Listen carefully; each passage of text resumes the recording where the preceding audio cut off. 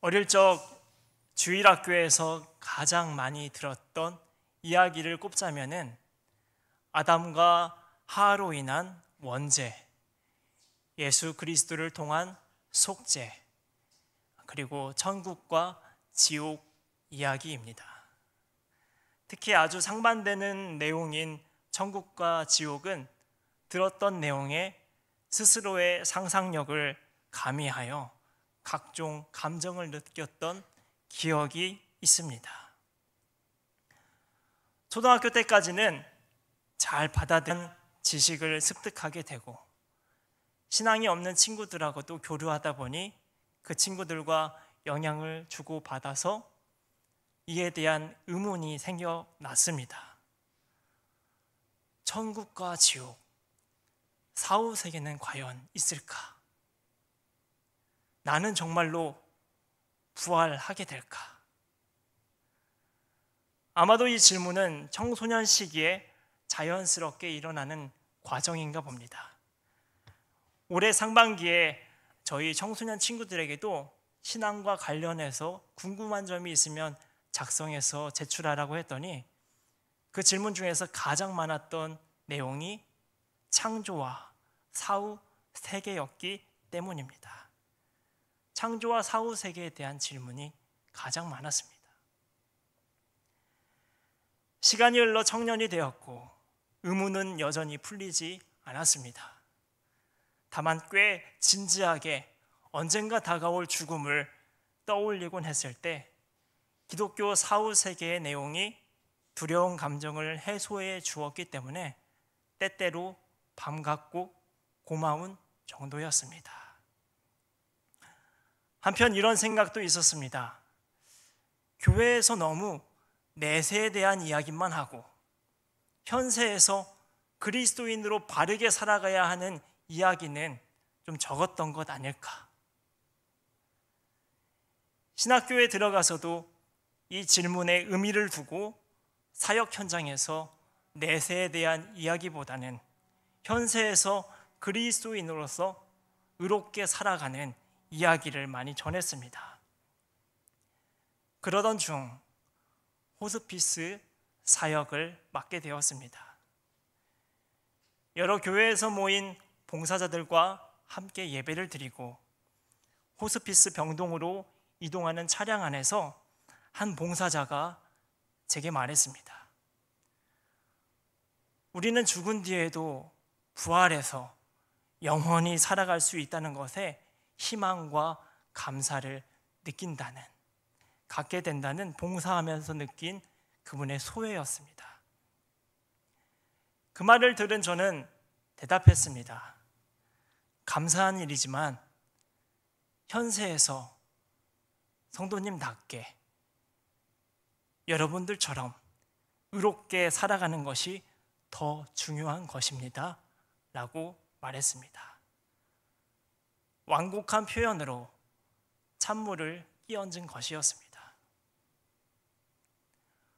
호스피스 병동엔 말기암 환자들이 많았습니다. 더 이상의 치료와 수술로 생명을 보존할 수 있는 가망이 없기 때문에 고통을 줄여주는 진통제만 주사를 맞으면서 마음의 준비를 하고 계신 분들이었습니다. 어느 날은 지난주에 뵀던 분이 그 사이 돌아가시고 새로운 분이 그 자리에 누워 계시기도 했습니다. 이분들에게 현세에서 의롭게 살아가야 하는 얘기는 어울리지 않았습니다.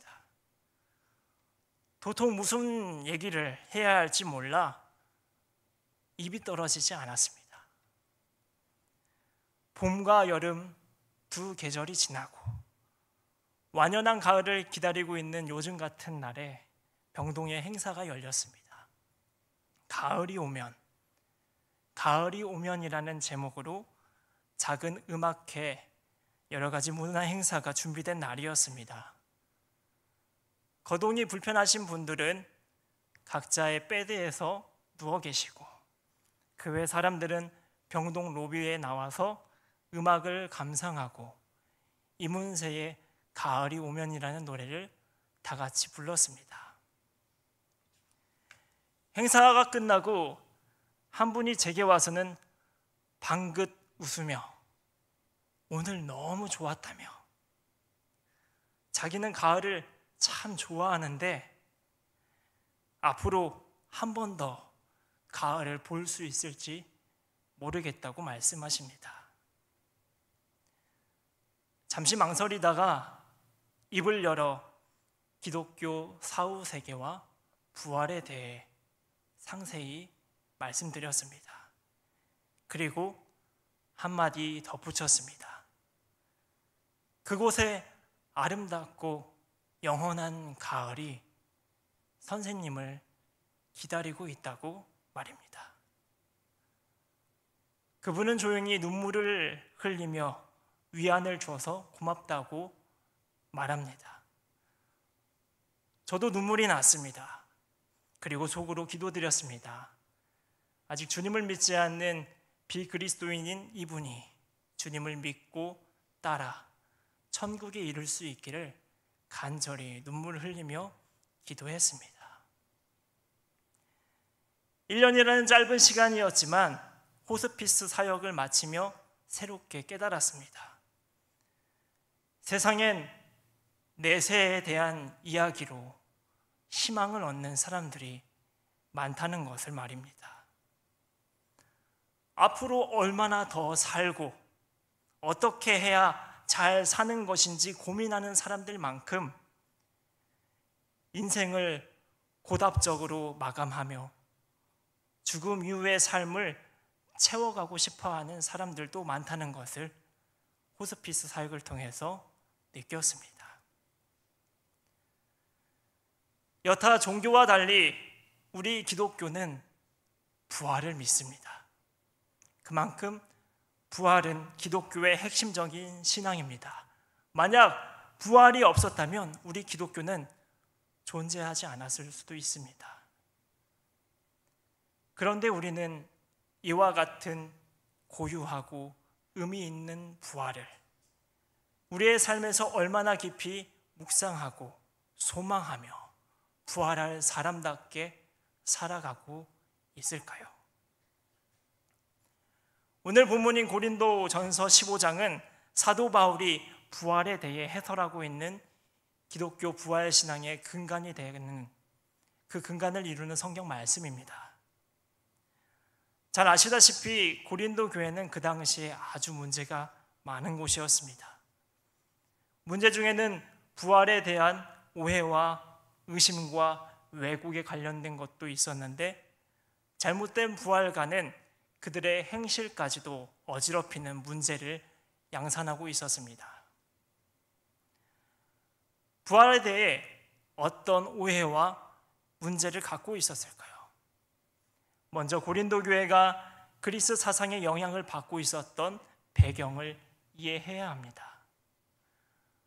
로마 제국에 속해 있던 고린도 지역은 플라톤 철학 아래 세워진 그리스 사상의 영향을 받고 있었는데 그 사상의 대표적인 내용은 몸과 같은 물질적인 것을 천시하고 영혼과 같은 영적인 것은 매우 고귀하게 여기는 것이었습니다.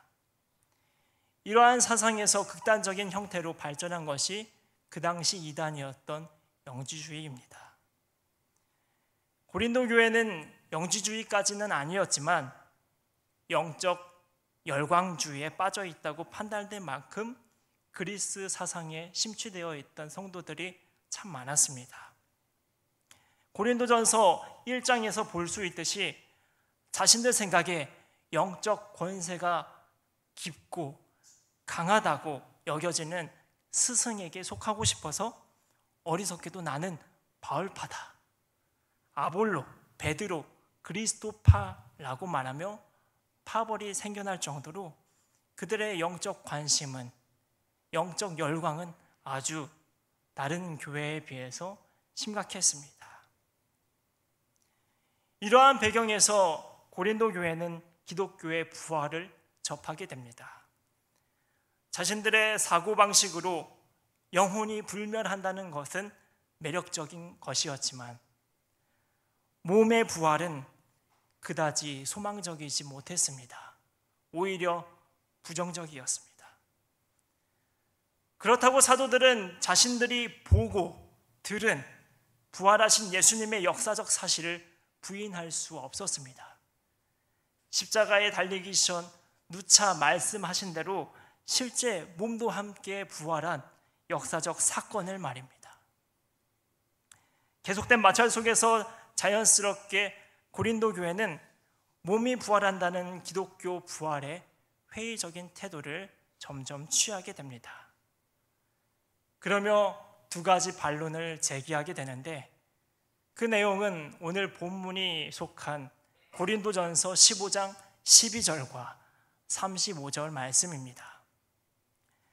먼저 12절 말씀을 제가 읽어드리면, 그리스도께서 죽은 자 가운데서 다시 살아나셨다 전파되었거늘 너희 중에서 어떤 사람들은 어찌하여 죽은 자 가운데서 부활이 없다 하느냐.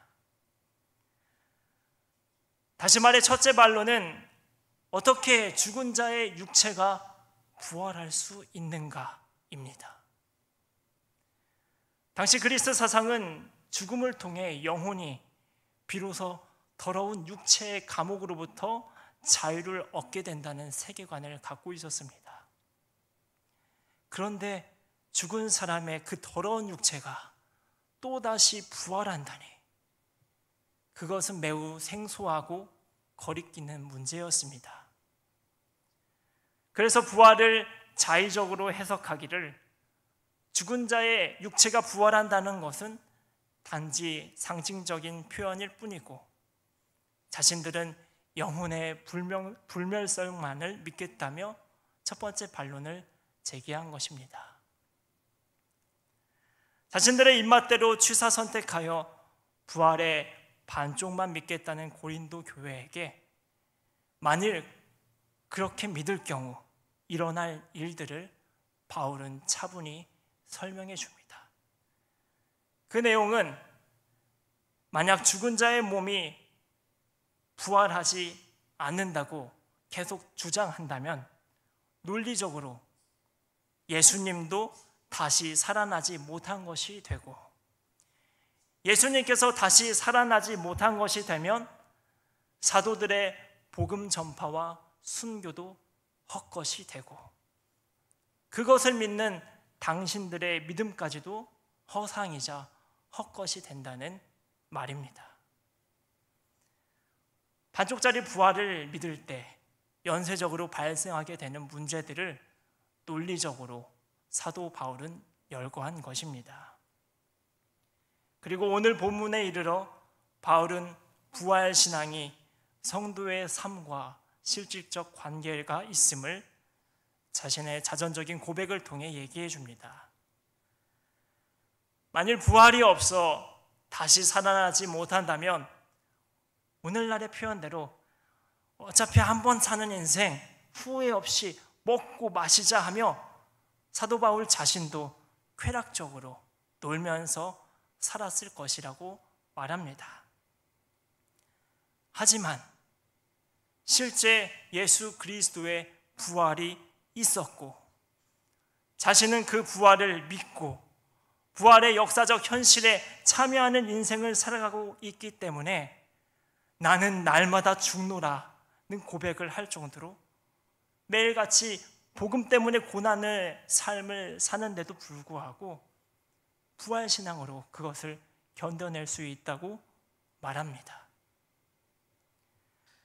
누구나 그렇게 살듯 때론 누군가에게 욕 한 바가지 시원하게 하고 세상적인 가치와 논리에 따라 살아갈 수도 있겠지만은 부활을 이루기까지 모진 고초를 당하신 예수님의 삶을 깊이 숙고하고 또 그 부활을 만인에게 전해야 하다 보니 부활신앙의 양심에 따라 하나님의 뜻을 지키고 선한 행실을 행하며 살아가고 있음을 사도 바울은 고린도 교인들에게 고백하고 있는 것입니다. 그러며 바울은 고린도 교회에게 그리고 오늘날 우리에게 권면합니다. 온전한 부활 신앙에 서 있어서 악의 유혹으로부터 깨어 있고 고난 중에도 의를 행하고 세상적인 유혹에 따라 죄를 짓지 말라는 것입니다. 고린도 교인들이 제기한 두 번째 반론은 35절 말씀입니다. 누가 묻기를 죽은 자들이 어떻게 다시 살아나며 어떠한 몸으로 오느냐 하리니.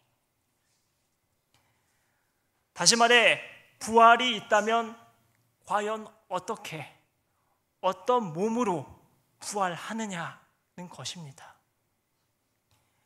이에 대해 바울은 식물과 동물과 천체들의 사례들을 들어 어떤 몸으로 부활할지 유추하도록 돕습니다.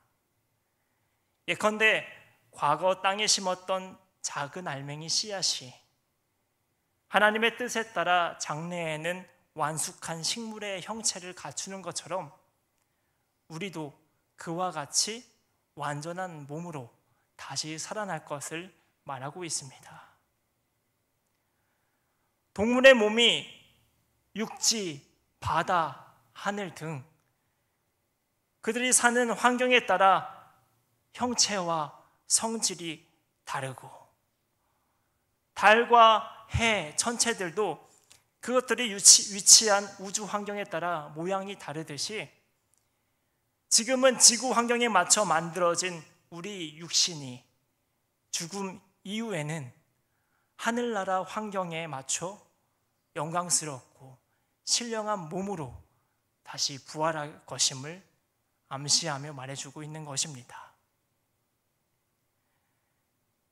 물리적이고 물질적인 세계에서 주어진 죄에 연약하고 다소 허약하고 끝내 썩어 티끌이 되는 몸과 달리 하늘나라에서 부활하는 신령한 몸은 죄에서부터 자유하고 그리고 완전히 선하고 고통과 사망에서 승리하여 더 이상 아프지 않고 강하며 시간을 초월함으로 썩지 않고 영원합니다.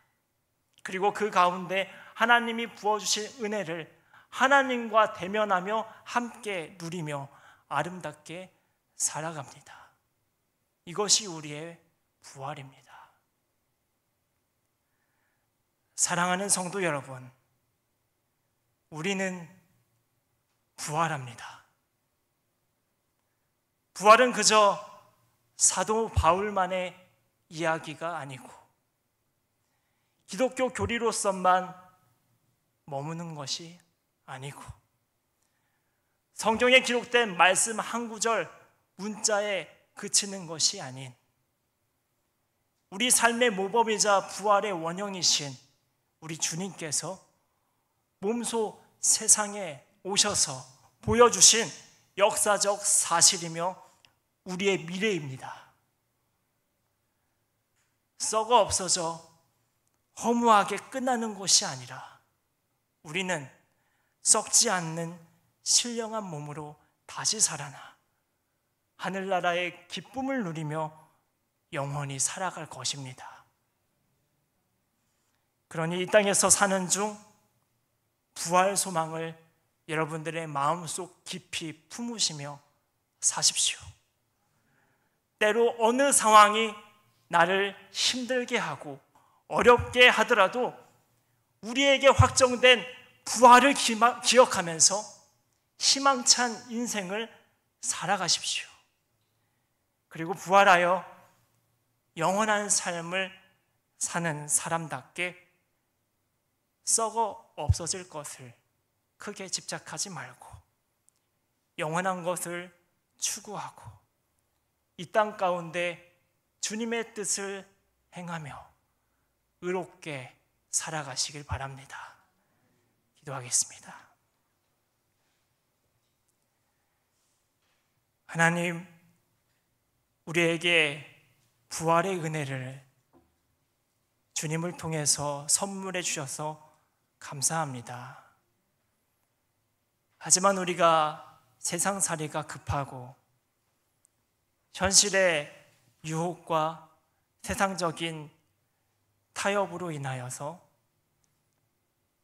부활을 깊이 묵상하지 못하고 또 부활할 사람답게 살아가지 못한 우리의 모습이 종종 많았습니다. 이제는 다시 한번 주님께서 나에게 허락하시고 확정하신 그 부활을 깊이 묵상하며 우리의 인생을 살아가기 원합니다. 주님께서 내게 주신 그 부활에 감사하며 내 상황이 어떠하든지 간에 주님 의지하며 그 부활 기억하며 희망찬 인생 살아가게 하옵소서. 날마다 부활 소망을 가지며 주님과 함께 살아가고 죽은 이후에도 부활하여 주님 안에서 아름답게 영원히 살아가게 하옵소서. 또한 우리가 그러한 사람들답게 이 세상에 사는 동안 썩어 없어질 것을 추구하고 가치 있게 여기는 것이 아니라 영원한 것을 추구하고 그것을 이 땅 가운데 구현해내기 위해 성령님 의지하며 살아가길 원합니다. 우리의 삶이 주님 안에서 의로울 수 있도록 성령님께서 도와주시고 날마다 함께하여 주옵소서. 감사드리며 우리 주 예수 그리스도의 이름으로 기도드립니다. 아멘. 오늘 주신 말씀 생각하면서 함께 찬양하시겠습니다.